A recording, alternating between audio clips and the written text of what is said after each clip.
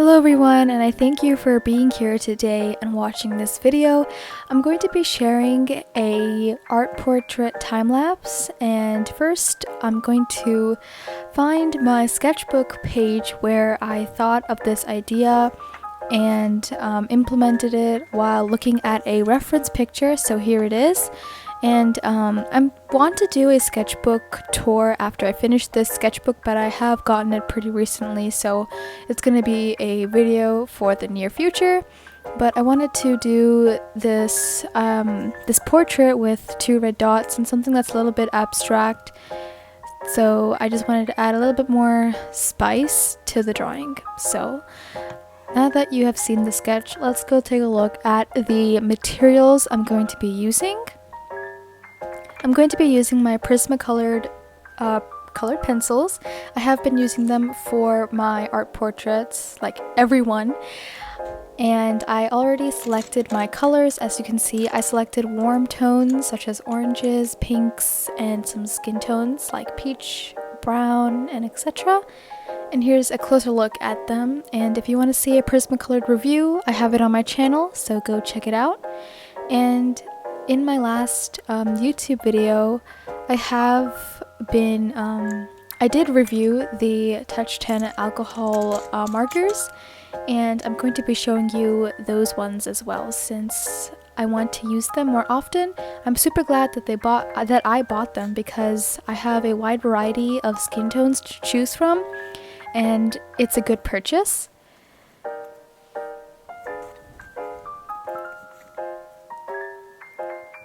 And I'm going to be using the peaches and the warm skin tones just like I said before.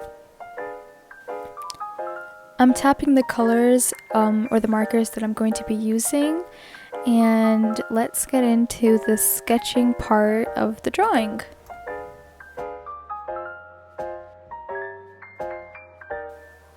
And here's my sketching process. It didn't take too long, but I was looking at a reference picture the entire time and just drawing her facial features in.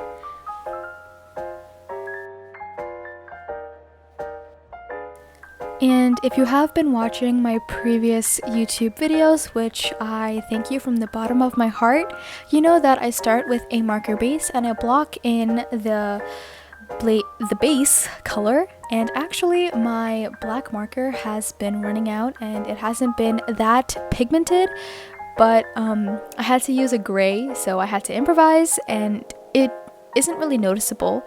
But on a side note, since my black marker was running out of ink, as you can see, I could shade and add the highlights, and it looked cool, if I had to say. And I also used a Sharpie because, I don't know, I was just using whatever I had around the house. But because the black marker was like running out and it was looking like a gray marker, I don't know how to explain it, but it was a cool way to add highlights and shading with a rundown marker. And here I am going with my Prismacolored pencils and outlining her facial features. I don't want to smudge the pencil when I use the Prismacolored pencils, so I go over it first and then I erase it, and then I use my markers to block in the skin tone colors.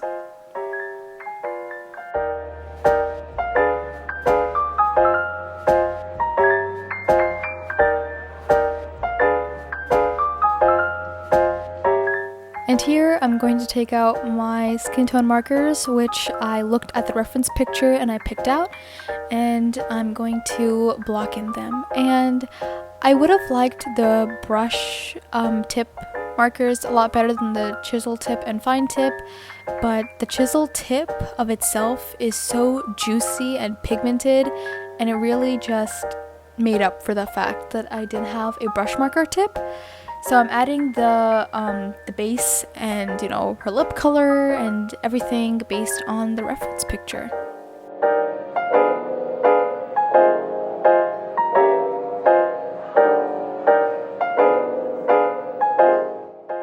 And I haven't done a piece where I only used markers since I like the control of having my fine tip or the small tip of the colored pencils, but I did try to use the markers and add the shading so it would make it easier for me to know where I had to put my colored pencils and shading.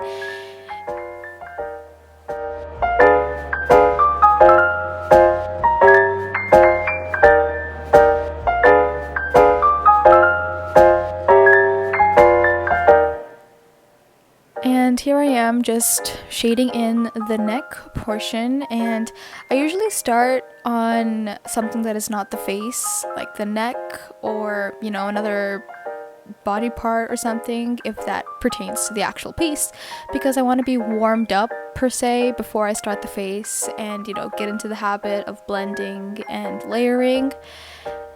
And here I am just layering the colors and blending over and over again until it looks somewhat like the reference picture.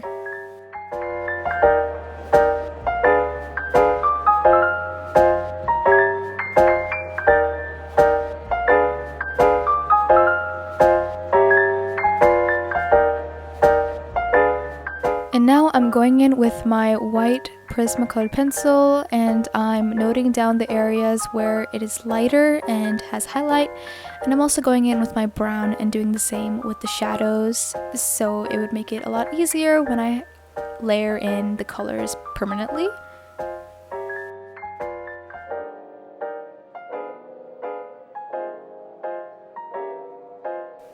So whenever I do realistic portraits, I go in with the highlights and the shadows first, and then I use the undertone skin color, like if they have a yellow undertone or a pink undertone, and I put those in as the base layer, and then I work my colors on top of it so they maintain that the below skin tone, if that makes sense. But for her, based on the reference picture, she did have a yellowish skin tone, so I used a lot of mustard colors, yellow colors to put in that base layer and then work my peach colors on top of it.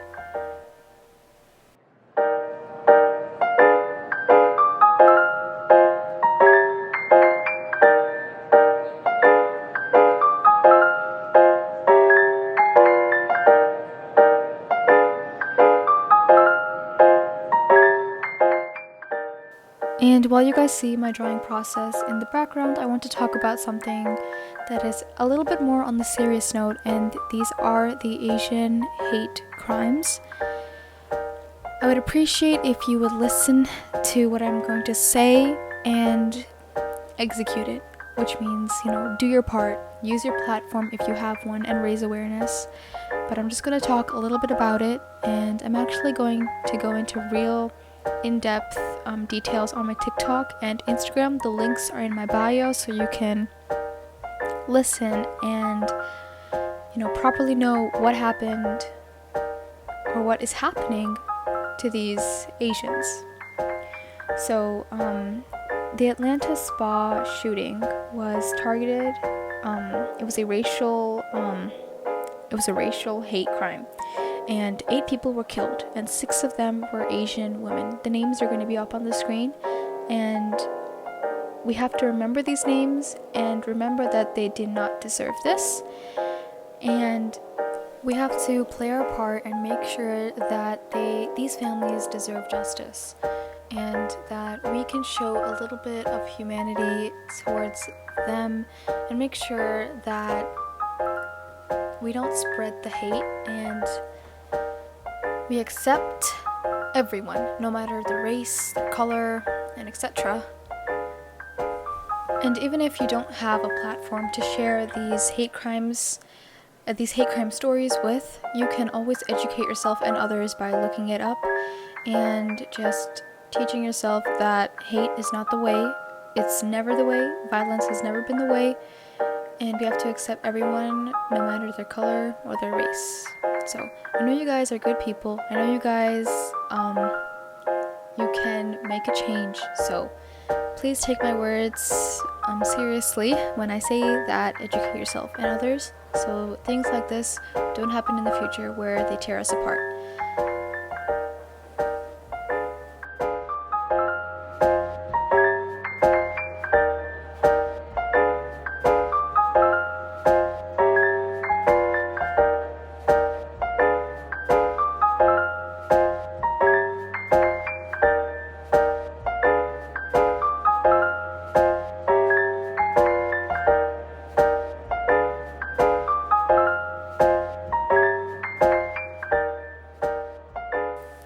So, on a more happier note, my next YouTube video I'm thinking to do is 6 fan art video. If you have any characters you want to see, you can comment them down below, but I have already decided my 6 characters, and I actually did a poll on Instagram, and you guys decided on some of the characters, and I just, I put them in, and I'm so excited to show you guys the 6 fan arts, and I'm going to go full weeb, full geek, and talk about some of the characters and the show and the plot, and so just, look out for that. I am really excited.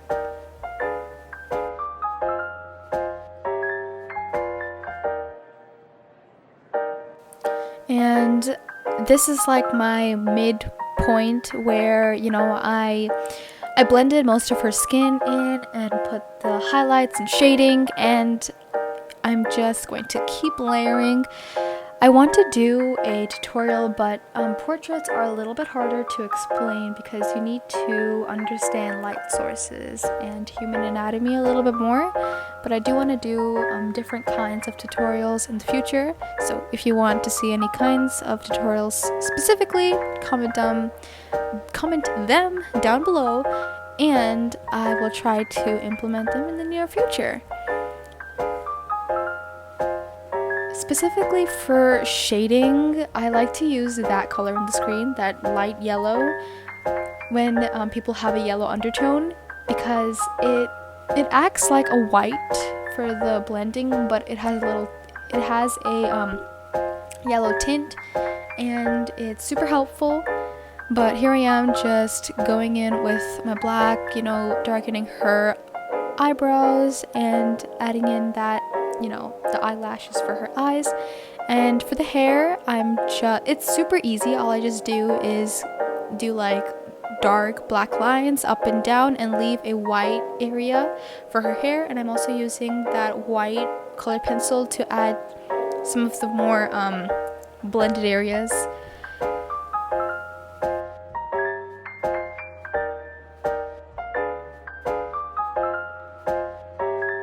And coloring her black hair was tedious, and my hand was paining after that, but I did use some grays to add a little bit more shading, since the hair isn't just black, it has reflections of gray and white. And if you're wondering why I put those 2 red dots on her face, it was merely to add something bright and eye-catching to the portrait. Don't get me wrong, I love drawing portraits, but I wanted to add something that shows a little bit more abstract, and I want to do more of this, but some more details, like a background of something, or it's really hard to describe it, but I want to do like something with shapes, I guess. Yeah, I'm just gonna stop here. I don't even know what I'm saying, but I'm going to just keep blending and blending and blending until I'm pretty satisfied with it, and until the whole thing is like pigmented. And I'm also going over with a red colored pencil to make it more bright, since the Sharpie that I used, or the red marker that I used, it was a little bit too dark for my liking. And I'm also gonna add that red eyeliner. It wasn't in the reference picture, but I just wanted to add it, so it kind of went with the 2 red dots. I didn't want them to look like they were just plopped in there, so it was really hard making it even, since I'm not a makeup guru or anything, but I did end up doing some more details on the dots. And I'm also using my Jelly Roll white gel pen, and I'm adding in the highlights, and I love this gel pen so much. It really works well on the colored pencil drawings, and I would totally recommend if you would get it. It's super helpful, and it's actually really good.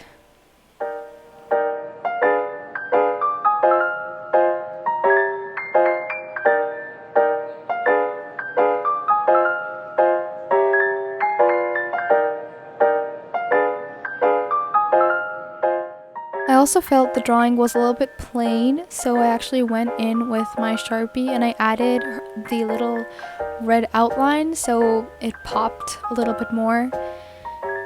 And thank you so much for watching up till this point and listening to my drawing process and the Asian hate crimes.